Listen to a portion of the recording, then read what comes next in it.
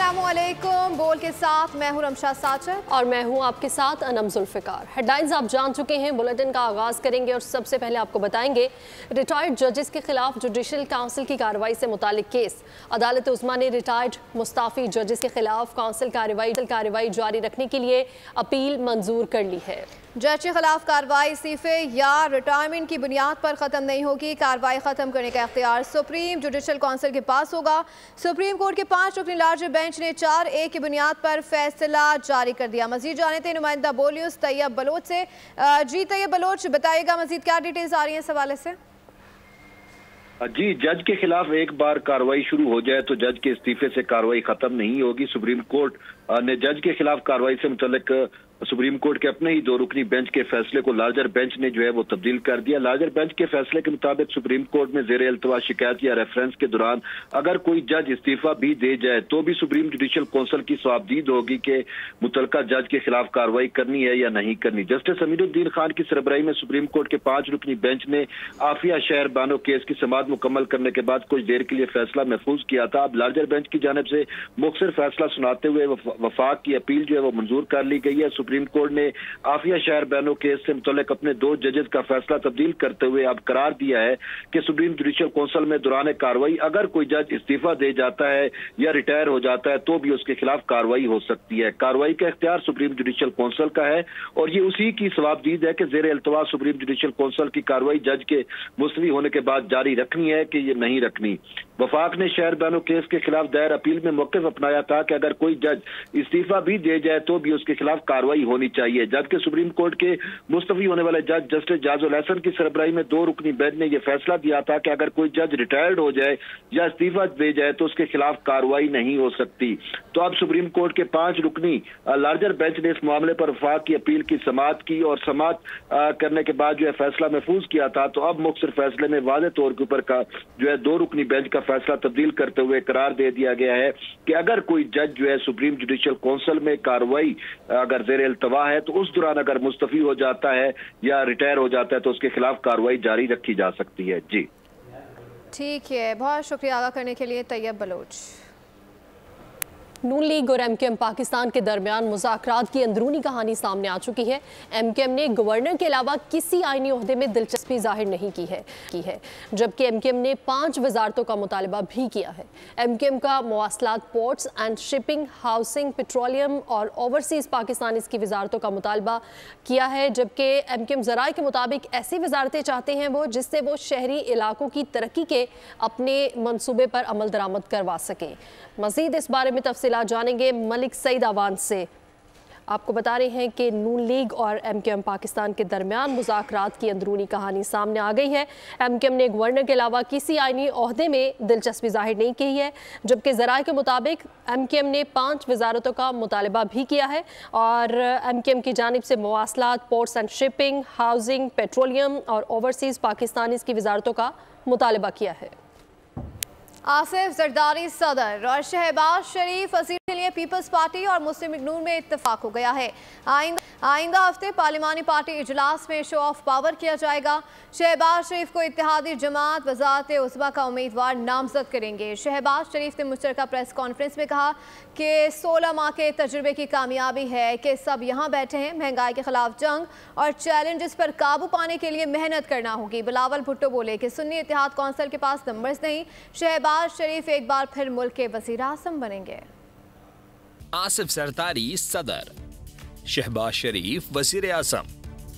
Peoples party और मुस्लिम league नून में शराकत इक़्तिदार का मुआहदा तय पा गया। मुजव्विज़ा हुकूमती इत्तेहाद के तमाम 9 मुंतखब अरकान को आइंदा हफ्ते इस्लामाबाद पहुँचने की हिदायत कर दी गई। पार्लिमानी पार्टी इजलास में शो ऑफ पावर किया जाएगा। शहबाज शरीफ को इत्तेहादी जमातें वज़ारत उज़्मा का उम्मीदवार नामजद करेंगी। शहबाज शरीफ का कहना था कि आसिफ जरदारी को 5 साल के लिए सदर मुमलिकत मुंतखब कराएंगे। इत्तेहादियों की मुशावरत से कदम आगे बढ़ाएंगे। हम मुतफ़क्का तौर पर प्रेसिडेंट आसिफ जरदारी साहब को आइंदा का सदर 5 साल के लिए मुंतखब करवाएंगे। हम मिलकर मुशावरत के साथ हम कदम बढ़ाएंगे। बिलावल भुट्टो ने कहा कि नंबर पूरे कर लिए शहबाज शरीफ एक बार फिर मुल्क के वज़ीर आज़म बनेंगे। अब पाकिस्तान पीपल्स पार्टी और मुस्लिम लीग नवाज के नंबर्स पूरे हो चुके हैं। शहबाज शरीफ साहब एक बार फिर मुल्क का वजीर आजम बनेगा। आसिफ जरदारी ने मिलकर काम करने के असम का अदा किया। हम मिले भी इसी कॉन्सेप्ट पे हैं कि किसी तरह से पाकिस्तान मुश्किलों से निकाल के आने वाली नस्लों के लिए इसको कामयाब करें। रहनुमाओं की बैठक में इत्तेफाक हुआ कि पीपी वफाकी काबीना का हिस्सा नहीं होगी, आईनी ओहदे लेगी। चेयरमैन सेनेट पीपल्स पार्टी और डिप्टी चेयरमैन नून लीग का होगा। स्पीकर कौमी असम्बली की सीट नून लीग और डिप्टी स्पीकर की पीपल्स पार्टी को मिलेगी। अयाज सादिक फिर स्पीकर के ओहदे के मजबूत उम्मीदवार। सराय के मुताबिक ख्वाजा आसिफ और राना तनवीर हुसैन भी दौड़ में शामिल हैं। गवर्नर से मुतालिक भी फार्मूला तय पा किया। गवर्नर सिंध और गवर्नर बलूचिस्तान नून लीग के नामजद करदा होंगे। गवर्नर पंजाब पीपी का होगा। नून लीग की पार्लिमानी पार्टी ने मरियम नवाज की वज़ीर आला पंजाब नामजदगी पर क़यादत के फैसले की तौसीक कर दी है। मरियम नवाज ने इजलास से खिताब में कहा कि जमात पर एतमाद करने पर आवाम का शुक्रिया अदा करती हूँ। नवाज शरीफ के विजन के मुताबिक आवाम से किया गया एक एक वादा पूरा करेंगे। रहनुमा पीटीआई शुएब शाही ने अपनी रुदास सुना दी। बोले कि इलेक्शन के दिन हमारे मैंडेट पर डाका डाला गया, हमारे पोलिंग एजेंट्स को उठाया गया, मुझे पोलिंग स्टेशन से बाहर निकाल दिया गया। डीसी इस्लामाबाद को खत लिखा, कोई जवाब नहीं दिया गया। मैंने इलेक्शन कमीशन को तमड़ दे दिया है। इलेक्शन कमीशन के बाहर मीडिया से गुफ्तगू मुखालिफिन पर वार, कहा कि अगर इनकी हुकूमत आती है तो बिजली गैस की कीमतें बढ़ जाएंगी। मैंडेट पे जिसने डाका डाला हो तो उनको लेजिटिमाइट करने के मुतरादिफ नहीं है। जो प्री पोल रिगिंग हमारे साथ हुई उसकी बहुत बड़ी तफसीलात हैं, आपको जाए बगैर उसमें तफसीलात में जाए बगैर, यानी हमारे लोगों को पोलिंग एजेंट को उठाया गया, गिरफ्तार किया गया, FIR काटी गई। मेरा ये हक है प्रोसेस ऑफ कंसल्टेशन में बैठना, मुझे नहीं बैठने दिया, उन्हें दरवाजे बंद कर लिए, मुझे बाहर निकाल दिया, मैं बाहर आ गया। मैंने डिस्ट्रिक्ट रिटर्निंग अफसर जो DC होता है, मैंने उनको एप्लीकेशन दी, वो आपको पता है कोई जवाब भी नहीं देते, ना वो रिसीव करते हैं प्रॉपर। तो अवाम के मैंडेट, करोड़ों लोगों के हुकूक पे डाका डाल के वो ये कहते हैं पक्के के डाकू धमाल डालते हैं कि जी हम तो जीत चुके हैं। अगर ये इन डाकुओं की हुकूमत आ गई तो इन्होंने करना ये है कि बिजली के बिल फिर बढ़ाने, गैस के बिल फिर बढ़ाने, इन्होंने आम आदमी के ऊपर जबर और जुल्म करना है। पीपल्स पार्टी ने गवर्नर पंजाब के लिए 3 नाम शॉर्टलिस्ट कर लिए हैं। मखदूम महमूद, कमर जमान कायरा और नदीम अफजल चंद के नाम सामने आ गए हैं। साबिक गवर्नर पंजाब मखदूम महमूद पार्टी क़यादत की पहली तरजीह है। ज़रा के मुताबिक मखदूम अहमद महमूद नून लीग के लिए भी काबिल कबूल है। पीपी क़यादत हतमी मुशावरत के बाद जल्द नाम फाइनल करेगी।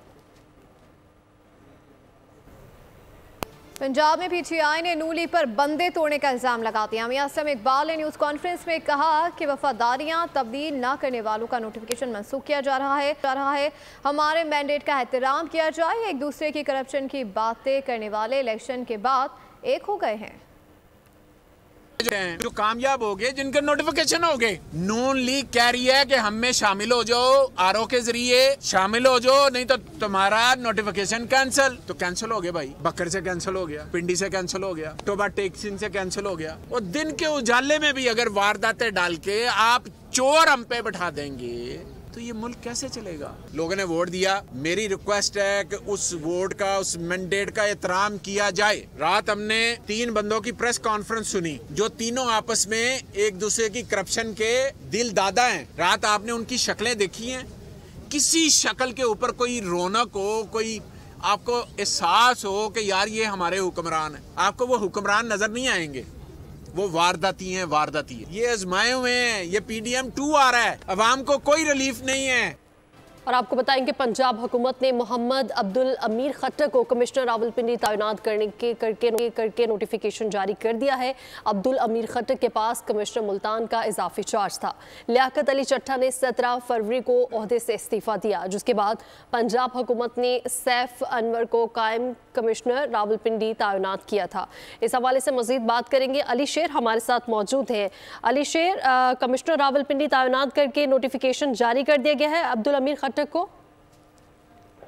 जी बिल्कुल, कमिश्नर रावलपिंडी लियाकत चट्टा जिन्होंने इलेक्शन में धांधली से मुतल्लक बड़े बड़े इंकशाफात किए थे, उनकी जगह पे जो कायम काम का चार्ज था वो सैफ अनवर जप्पा को दिया गया था। अब उनकी जगह पे जो कायम काम कमिश्नर थे मुल्तान के, उनको ट्रांसफर कर दिया गया है और अब उन्हें कमिश्नर रावलपिंडी लगा दिया गया है। अब्दुल अमीर खट्टर जो है उनका बाज़ाब्ता तौर पे नोटिफिकेशन जारी कर दिया गया है और उन्होंने रावलपिंडी के कमिश्नर के तौर बिल्कुल, पंजाब हुकूमत ने मोहम्मद अब्दुल अमीर खट्टर को कमिश्नर रावलपिंडी तैनात करके इस हवाले से नोटिफिकेशन भी जारी कर दिया है।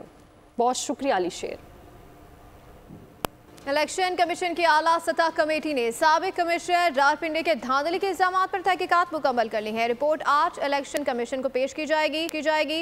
रावलपिंडी डिवीजन के तमाम DROs और ROs के बयानात और इल्जामात की प्रेस कॉन्फ्रेंस के ट्रांसक्रिप्ट को तहकीकाती रिपोर्ट का हिस्सा बनाया गया है। साबिक कमिश्नर रावलपिंडी के इल्जामात पर तहकीकात मुकम्मल, DRO और ROs के बयानात कलमबंद। कमेटी ने रिपोर्ट तैयार कर ली। DROs और ROs ने दबाव और धांधली के इल्जामात को मुस्तरद कर दिया। बयान में कहा कि इंतखाबात के लिए पुरअमन, साफ और शफाफ पोलिंग हुई। कमेटी ने रावलपिंडी डिवीजन के तमाम 6 DROs के तहरीरी बयानात कलमबंद किए। कौमी असम्बली के 13 और सूबा असम्बली के 26 ROs के बयानात भी रिकॉर्ड किए गए, जबकि इल्जामात की प्रेस कॉन्फ्रेंस के ट्रांसक्रिप्ट को भी तहकीकाती रिपोर्ट का हिस्सा बनाया गया है। उलमा मशाइख का सियासी और मजहबी जमातों से मिसाक पाकिस्तान करने का मुतालबा। अल्लामा ताहिर अशरफी ने उलमा मशाइख के पाकिस्तान कन्वेंशन से खिताब में एलामिया जारी कर दिया और कहा कि अफवाज पाकिस्तान, अदलिया, तमाम सियासी और मजहबी जमातें एक मेज़ पर बैठे मिसाक पाकिस्तान में खारिजात दाखिला पॉलिसी को भी वाज़ेह किया जाए। मिसाक पाकिस्तान की जरूरत है। जिस तरह पाकिस्तान की मजहबी क़यादत ने पैगाम पाकिस्तान किया, आज पाकिस्तान के उलमा मशाइख, पाकिस्तान के अकाबिरीन, पाकिस्तान की सियासी मजहबी जमातों से, पाकिस्तान के तमाम स्टेक होल्डर से ये अपील कर रहे हैं कि वो आगे बढ़ें और मिसाक पाकिस्तान करें। पाकिस्तान को इस वक्त अमन की, मोहब्बत की, यकजहती की, मुआशी इस्तेहकाम की और सियासी इस्तेहकाम की जरूरत है। पाकिस्तान एक जमहूरी मुल्क है। यहाँ मुख्तलिफ मजहबी और सियासी जमातें हैं, यहाँ मुख्तलिफ मवाकिफ रखने वाले लोग हैं, लेकिन सबसे अहम बात यह है कि अगर यहाँ पर मुआशी इस्तेहकाम होगा, यहाँ पर सियासी इस्तेहकाम होगा, यहाँ पर अमनो अमान होगा, तो यहाँ खुशहाली आएगी, गुर्बत का खात्मा होगा, बेचैनी खत्म होगी।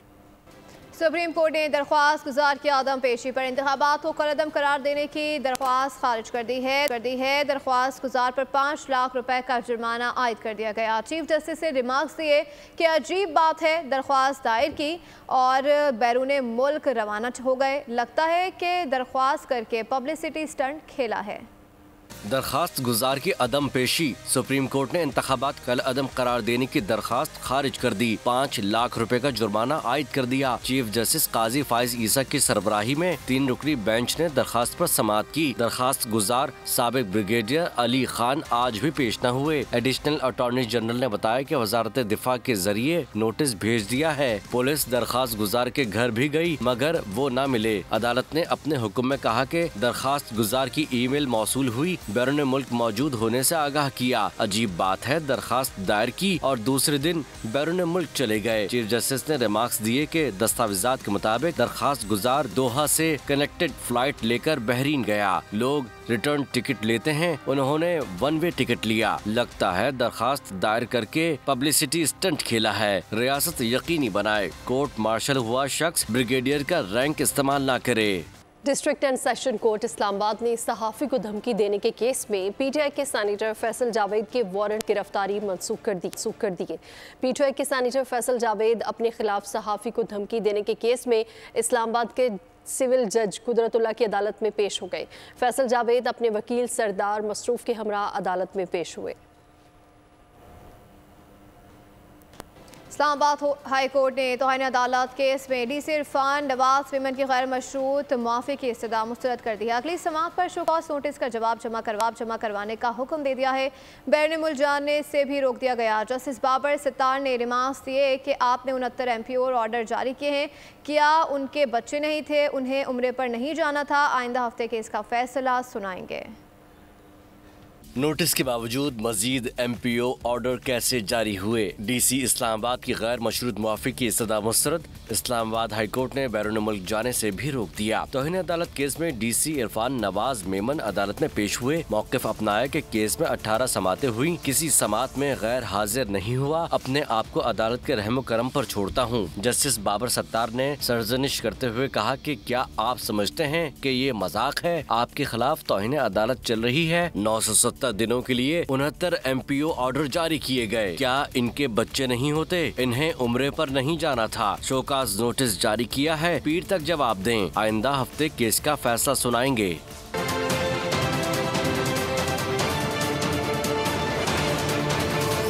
Welcome back. कराची में नुमाइश चुरंगी बाग जिना के करीब गैस पाइपलाइन में आतिशज़दगी।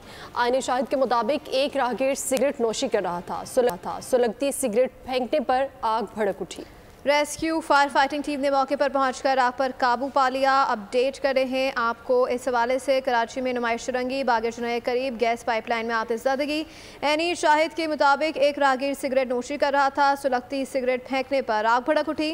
रेस्क्यू फायर फाइटिंग टीम ने मौके पर पहुंचकर आग पर काबू पा लिया। अपडेट कर रहे हैं कराची में नुमाइश चुरंगी बाग जिना के करीब गैस पाइपलाइन में आतिशज़दगी। आईने शाहिद के मुताबिक एक राहगीर सिगरेट नोशी कर रहा था। सुलगती सिगरेट फेंकने पर आग भड़क उठी। रेस्क्यू फायर फाइटिंग टीम ने मौके पर पहुंचकर आग पर काबू पा लिया है। अपडेट कर रहे हैं आपको इस हवाले से। राहगीर सिगरेट नोशी कर रहा था जिसके बायस ये आग भड़क उठी। और कराची में नुमाइश चुरंगी बाग जिना के करीब गैस पाइपलाइन में आतिशज़दगी। आईने शाहिद के मुताबिक एक राहगीर सिगरेट नोशी कर रहा था। सुलगती सिगरेट फेंकने पर आग भड़क उठी। मज़ीद जानते हैं नुमाइंदा बोल न्यूज़ मोहम्मद काशान से। जी मोहम्मद काशान, आग पर काबू पा लिया गया है?